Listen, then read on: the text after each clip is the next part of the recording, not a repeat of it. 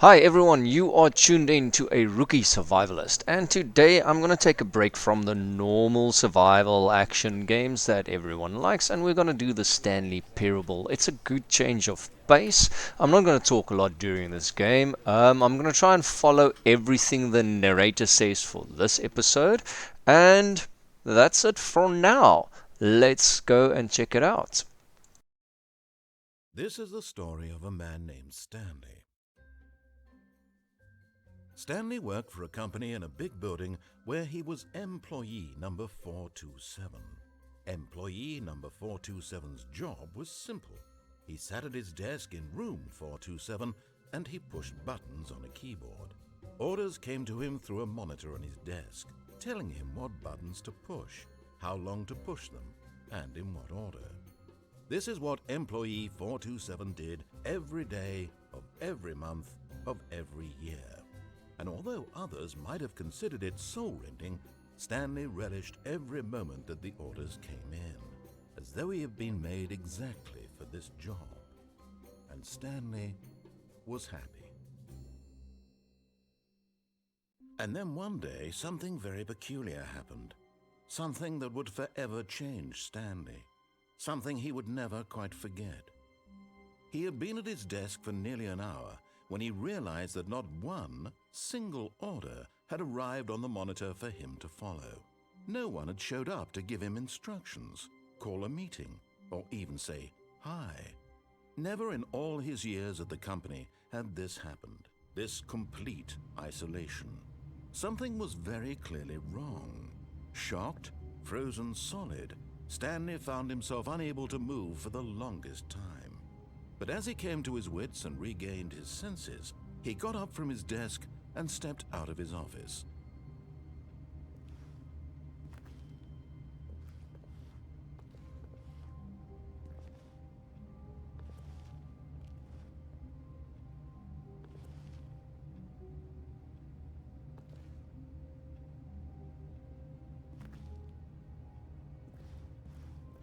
All of his co-workers were gone. What could it mean? Stanley decided to go to the meeting room. Perhaps he had simply missed a memo. When Stanley came to a set of two open doors, he entered the door on his left.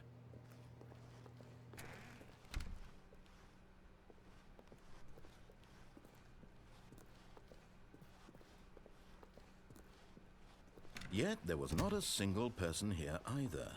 Feeling a wave of disbelief, Stanley decided to go up to his boss's office, hoping he might find an answer there.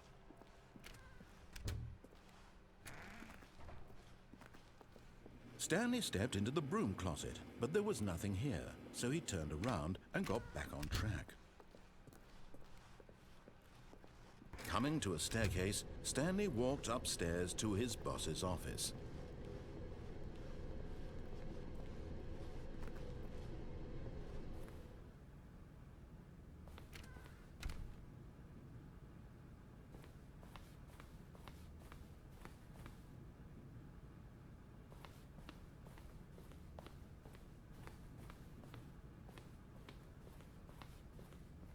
Stepping into his manager's office, Stanley was once again stunned to discover not an indication of any human life. Shocked, unraveled, Stanley wondered in disbelief who orchestrated this, what dark secret was being held from him. What he could not have known was that the keypad behind the boss's desk guarded the terrible truth that his boss had been keeping from him. And so the boss had assigned it an extra secret PIN number, 2845.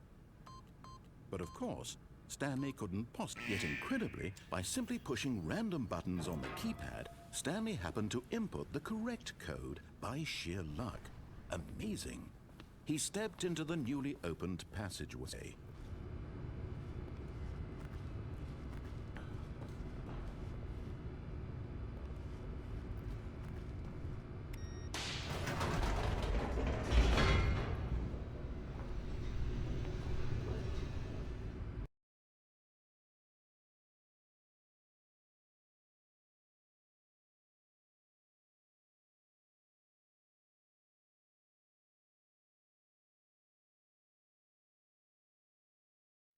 Descending deeper into the building, Stanley realized he felt a bit peculiar.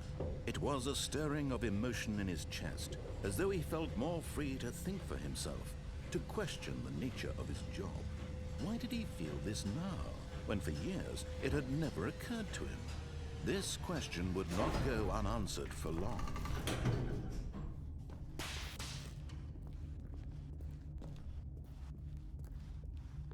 Stanley walked straight ahead through the large door that read Mind Control Facility.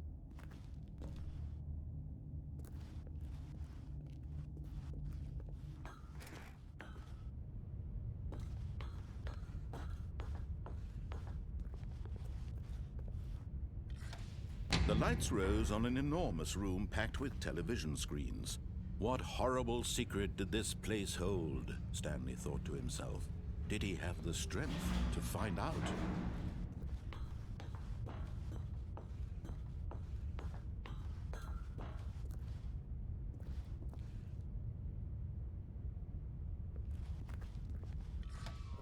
Now the monitors jumped to life, their true nature revealed.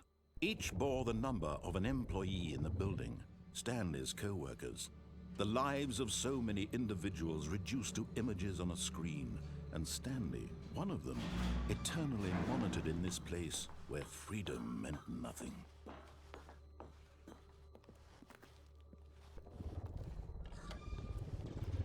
This mind control facility, it was too horrible to believe. It couldn't be true.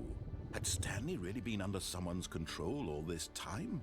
Was this the only reason he was happy with his boring job? That his emotions had been manipulated to accept it blindly?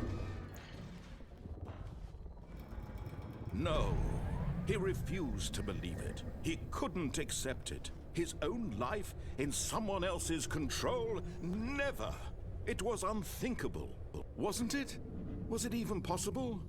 Had he truly spent his entire life utterly blind to the world?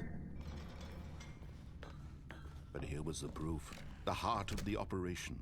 Controls labeled with emotions, happy or sad or content. Walking, eating, working, all of it monitored and commanded from this very place. And as the cold reality of his past began to sink in, Stanley decided that this machinery would never again exert its terrible power over another human life. For he would dismantle the controls once and for all.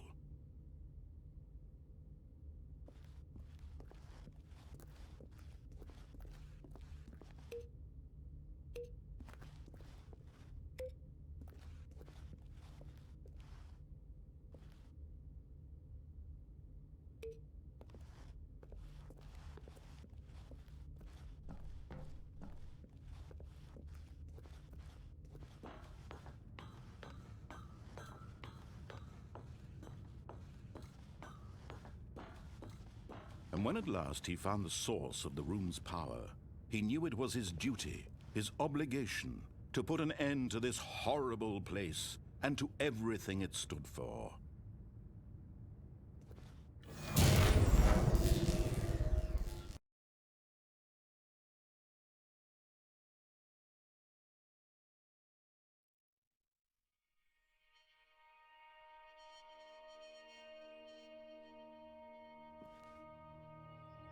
Blackness, and a rising chill of uncertainty. Was it over? Yes. He had won. He had defeated the machine, unshackled himself from someone else's command. Freedom was mere moments away. And yet, even as the immense door slowly opened, Stanley reflected on how many puzzles still lay unsolved. Where had his co-workers gone? How had he been freed from the machine's grasp? What other mysteries did this strange building hold? But as sunlight streamed into the chamber, he realized none of this mattered to him, for it was not knowledge or even power that he had been seeking, but happiness. Perhaps his goal had not been to understand, but to let go. No longer would anyone tell him where to go, what to do, or how to feel. Whatever life he lives, It will be his. And that was all he needed to know. It was perhaps the only thing worth knowing. Stanley stepped through the open door.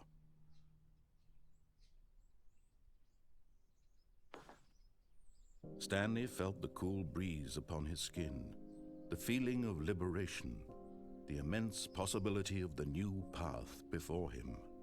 This was exactly the way, right now, that things were meant to happen.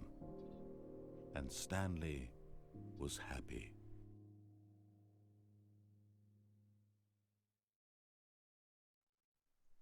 And that is the end of episode 1 of the Stanley Parable. Please, if you guys liked it, hit that subscribe button and the notification button. I'll be back next week with episode 2, exploring more options. For now, cheers, ciao, and tot ziens.